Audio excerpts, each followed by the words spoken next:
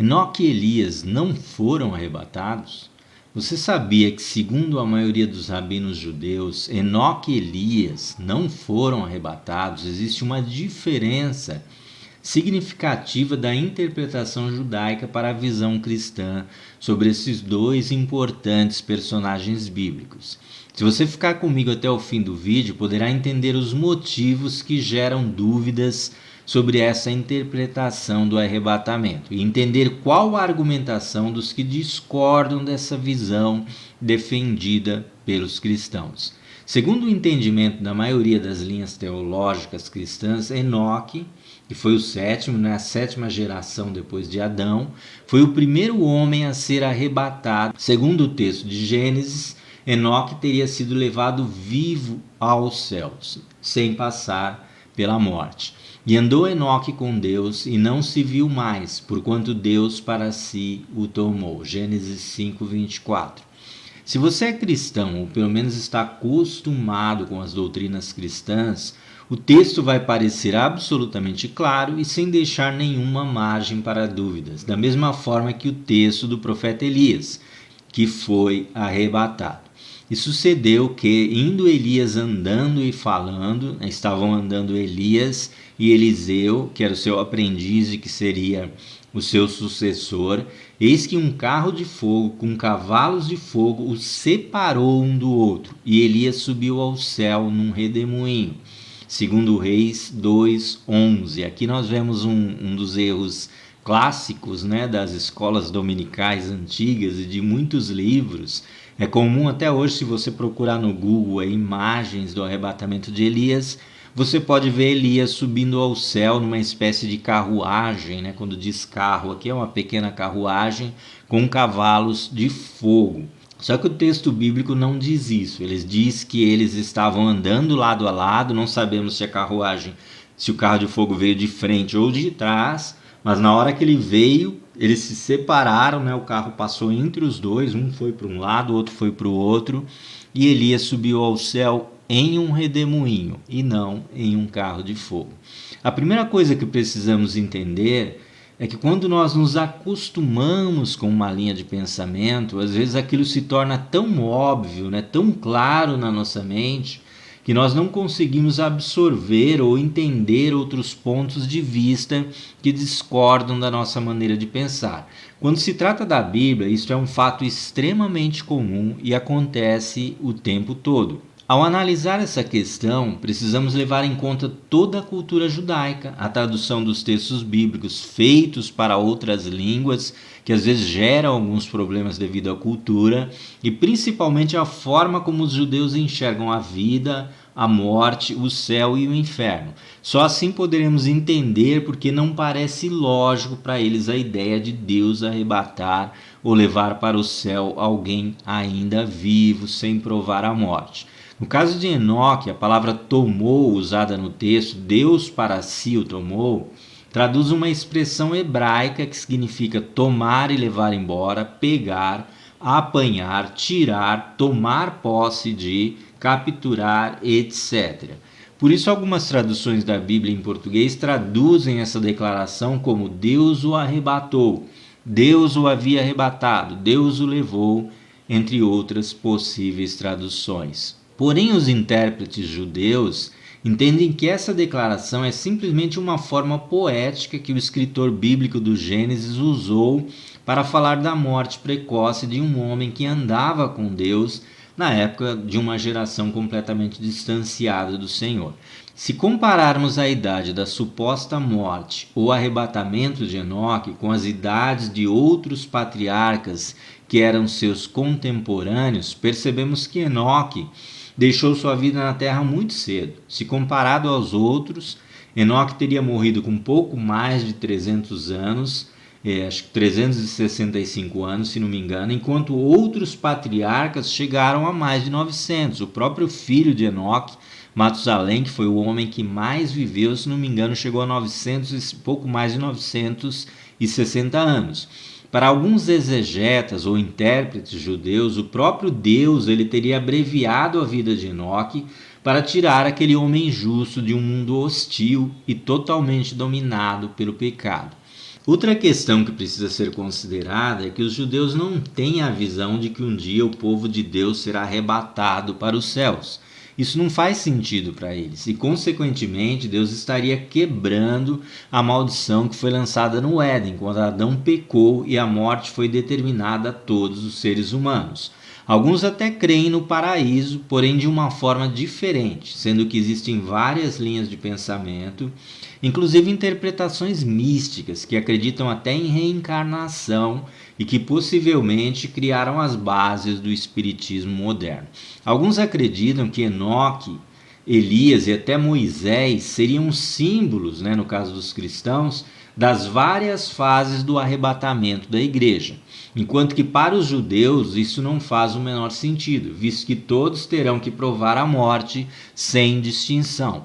Alguns rabinos afirmam que existe um anjo da morte e que a expressão Deus o tomou para si indica que o próprio Deus teria levado Enoque e não o anjo da morte. Essa seria a única diferença, Porém, o corpo carnal não tem nenhuma função no mundo espiritual. Neste caso, o corpo de Enoque teria morrido, ele teria experimentado a morte e depois Deus levou apenas a sua alma.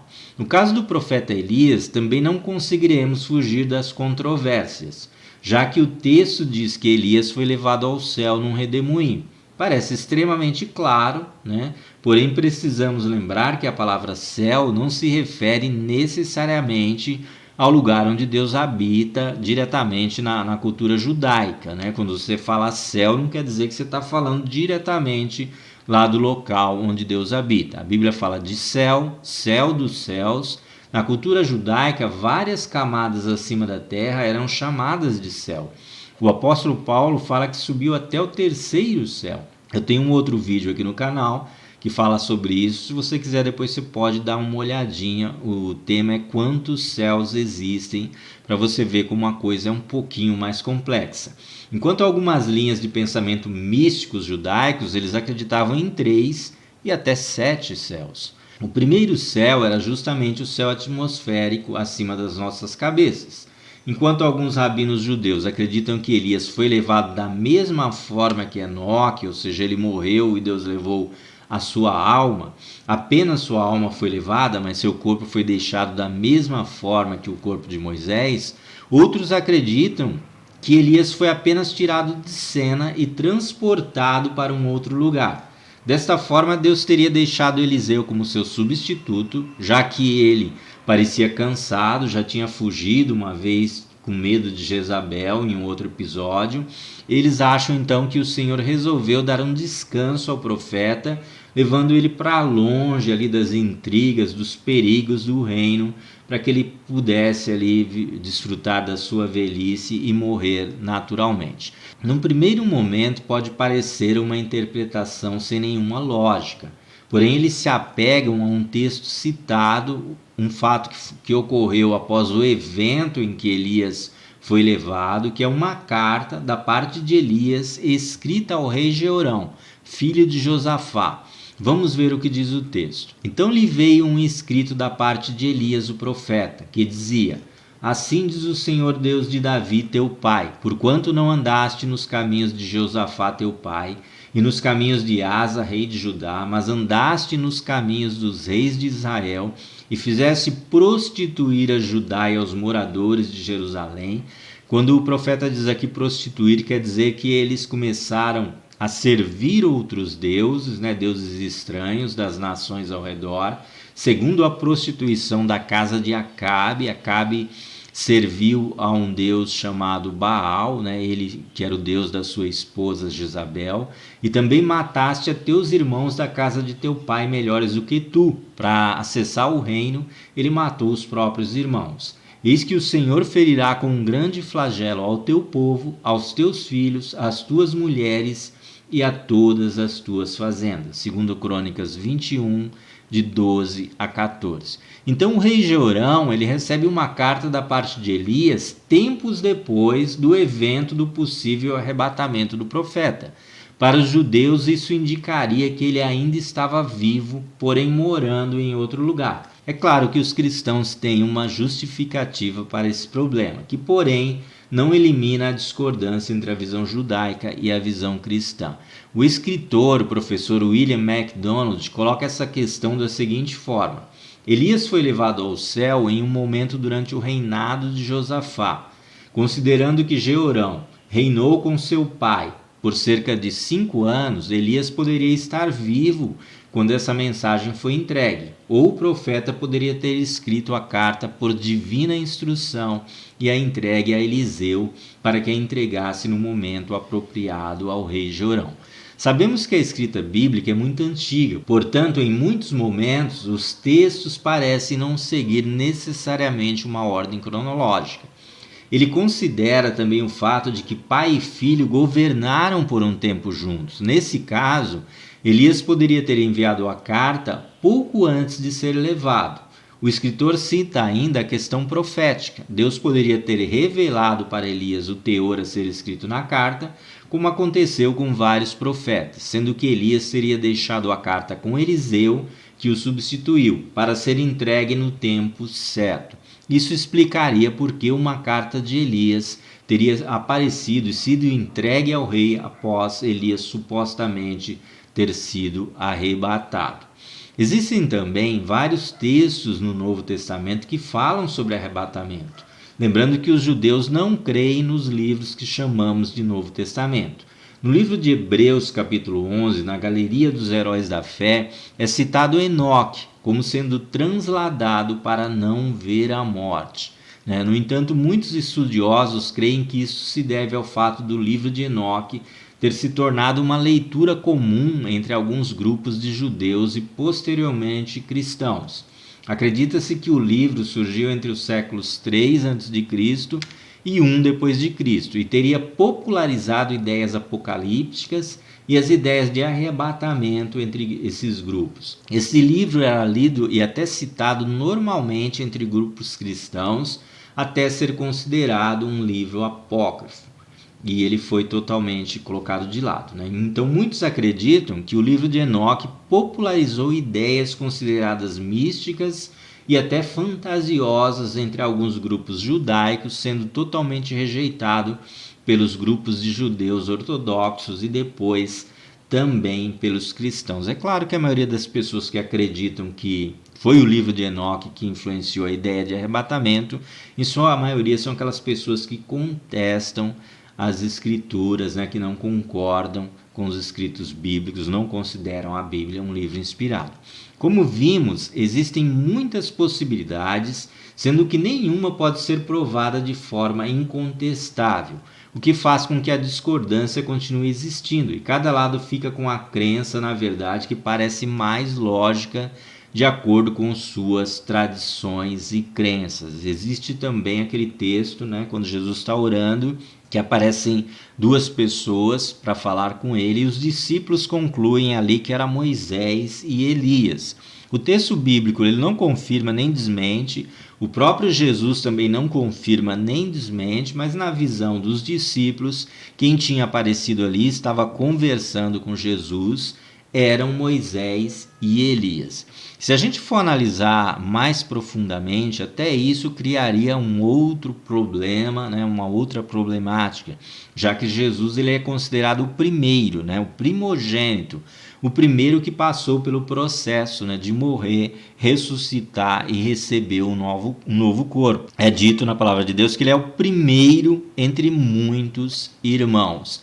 Então, se Jesus é o primeiro, como poderia ser que Enoque e Elias teriam sido transformados antes dele? Nesse caso, Jesus não seria o primeiro, ele já seria o terceiro. Aí a gente tem que começar a levantar um monte de possibilidades de que, como existem vários céus, talvez Enoque e Elias não tivessem ido diretamente para Deus, tivessem ficado num outro lugar, ou talvez na aparição eles tenham aparecido, mas Deus tenha dado o corpo apenas em visão, como era uma visão, uma possível visão que os discípulos estavam tendo, então eles poderiam aparecer naturalmente ali, aparentando ter um corpo glorificado. Nesse caso, então, Jesus teria sido o primeiro a ressuscitar, a receber esse corpo glorificado e a entrar nesse santuário nos céus, que foi feito pelas mãos do próprio Deus, como diz lá no livro o escritor de Hebreus.